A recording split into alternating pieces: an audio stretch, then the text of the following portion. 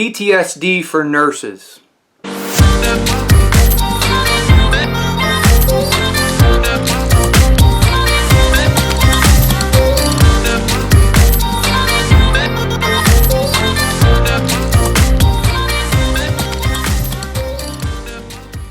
This one's been on my mind for a little while, and I'm still throwing around ideas on how to talk about it.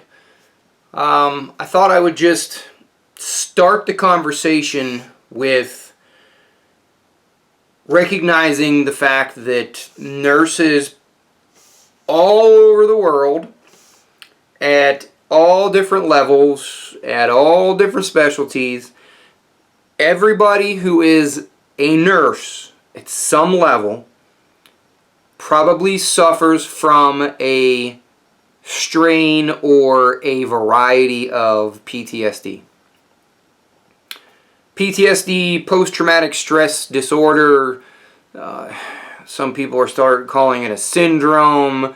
You could name it and define it and talk about the different diagnoses. At the end of the day, it literally, I'm just wanting to discuss the fact that what we do as nurses is stressful. And some of us see more than others. But at the end of the day, I think this unspoken or less talked about concept is one of the reasons why we have such high burnout in the nursing profession. And it's probably why we have burnout amongst healthcare professionals as a whole.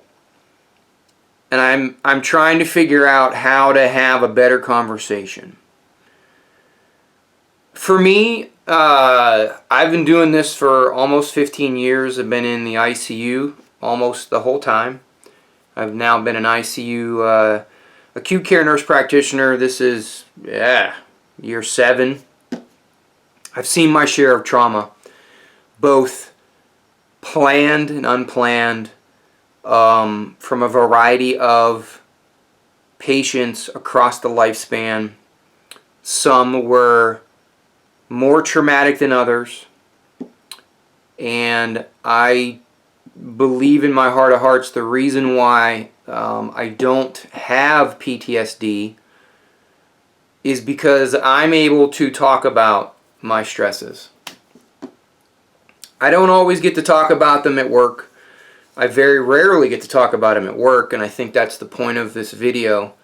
I'm married to a nurse who has walked in my shoes to some degree. My wife was an ICU nurse for a short amount of time. She worked in telemetry. She worked on the floors. She's worked in a variety of environments. So I get to go home and decompress. Obviously, I'm very careful about how and what I say, but I'm able to unload my stresses of the day when I get home. We have a deal that if you want to talk about it, you talk about it. You get a certain amount of time to talk about it, and then you unload it and you move on. Sometimes it's harder. Then some are harder than the others, and sometimes we don't need to talk at all. There's plenty of times where I go home and I don't talk at all for several days because I need time to process it. I need time to gather my thoughts, to navigate my feelings, and maybe there's a certain amount of time I just don't want to talk to anybody. And that's the way that I deal with that particular stress. But at the end of the day, I still have the ability to talk to my wife.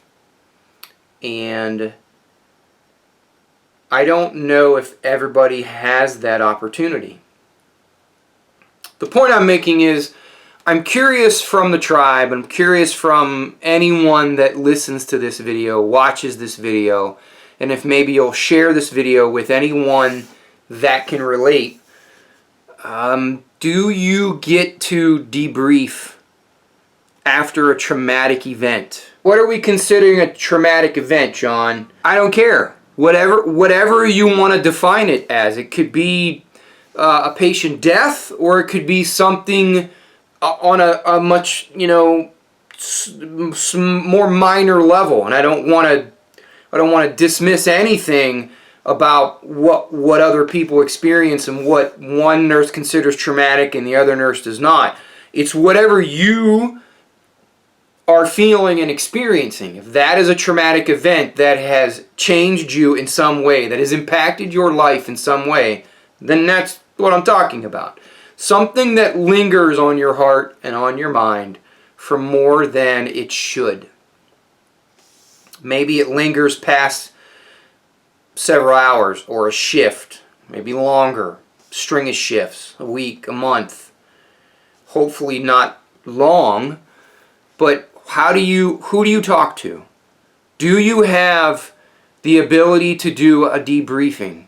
Some people, it's out in the, in the research, it's called a Critical Incident Stress Management, Critical Incident Stress Debriefing.